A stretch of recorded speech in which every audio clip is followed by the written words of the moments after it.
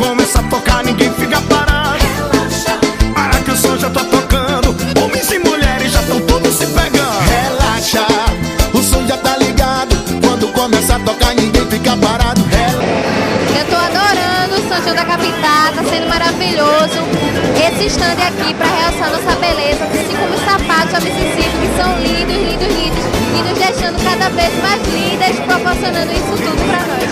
Pode viver o São João do Nordeste, conhecer a Mississippi, que vale a pena. Nossa, nossa, assim você me mata. É o dançarino da Mississippi oficial, né? São João da Capitá. Só a Mississippi tem seu gingado. Casal aqui dançarino praticamente estão no show. Uma gatinha carente nesse São João da Capitá. Como pode?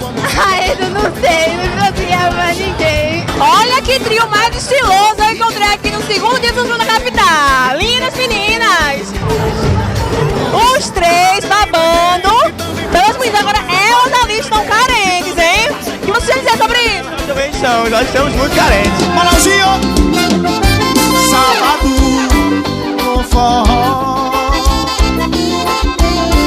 a garota começou a tocar. Eu passo uma menina mais linda, tomei coragem e comecei a falar. Eu disse, nossa, nossa, assim você. Ai, se eu te pego. Ai, você tá de olho aberto, enxergando não? Delícia. Quem tá enxergando é a Ivonise com esse óculos.